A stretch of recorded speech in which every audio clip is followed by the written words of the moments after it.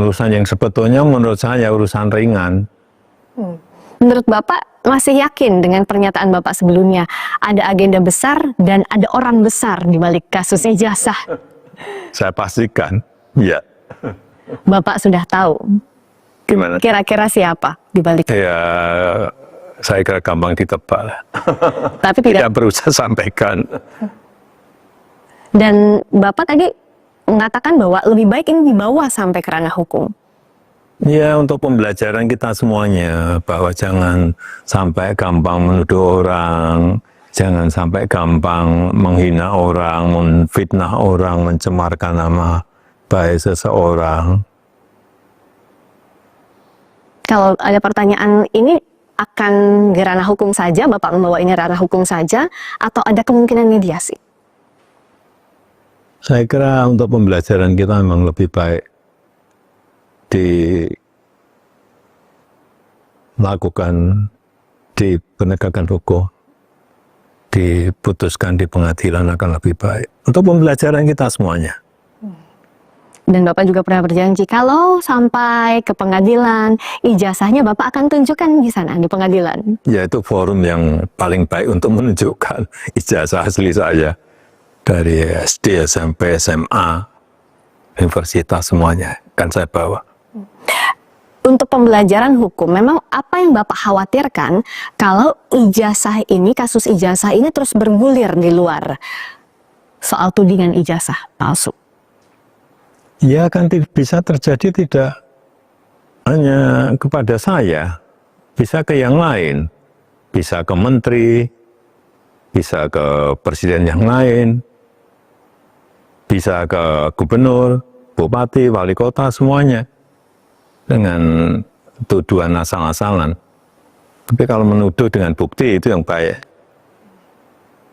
Menurut Bapak, seharusnya tidak ada kasus tudingan-tudingan ini lagi di kemudian hari? Ya, ini untuk pembelajaran kita semuanya.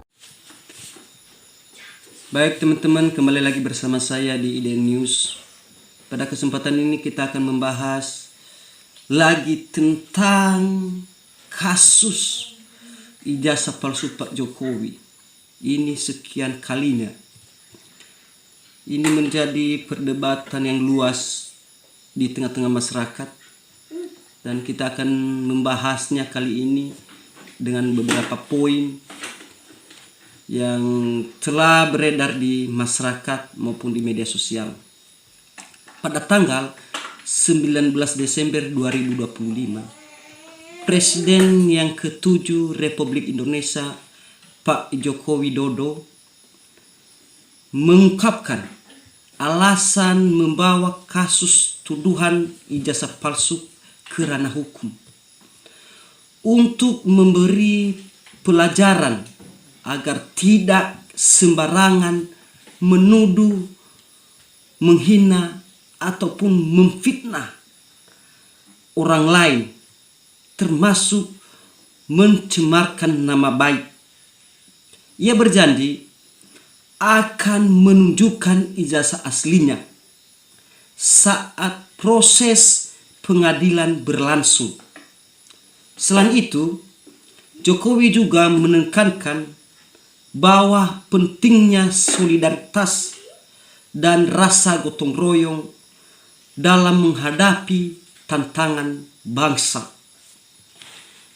Semua ini bukan untuk mencari balas dendam, melainkan untuk membangun dasar yang kuat bagi masyarakat kita tentang pentingnya menghormati kebenaran dan hukum. Itu tutur Pak Jokowi pada saat itu.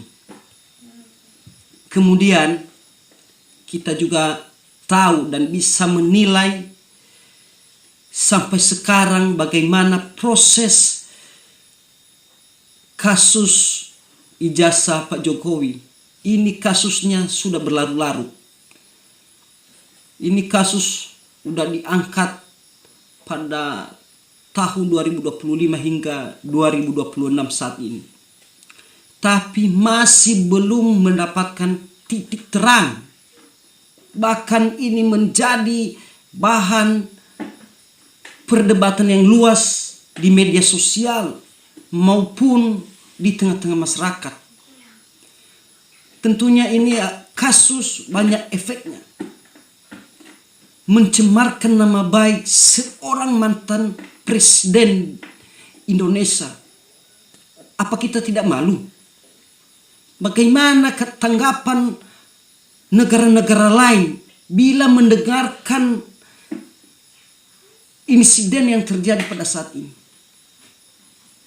Dia adalah figur publik. Dia adalah figur dunia. Sebagai kebanggaan Indonesia, kita tahu masa kepemimpinan Pak Jokowi, dia sangat banyak membantu masyarakat. Banyak jasanya. Walaupun nanti banyak perdebatan sana sini dengan berbeda pendapat, tapi masyarakat kecil sudah menikmati beberapa program Pak Jokowi. Tentunya dalam hal ini kita juga tahu bahwasanya ada yang diuntungkan dalam kasus ini. Ada orang besar di belakang ini. Pertanyaannya, siapa yang diuntungkan? Dan siapa dalang di balik ini? Tentunya kita tidak tahu. Tapi kita tunggu aja sampai ada waktunya yang tepat, orang itu akan keluar. Bagaimana tanggapan teman-teman dan pendapatnya tentang kasus ini? Silakan tinggalkan pendapat kalian di kolom komentar di bawah. Jika suka dengan video ini, jangan lupa like, subscribe, dan share agar tidak ketinggalan video selanjutnya. Sekian pembahasan kita kali ini. Sampai jumpa di video selanjutnya.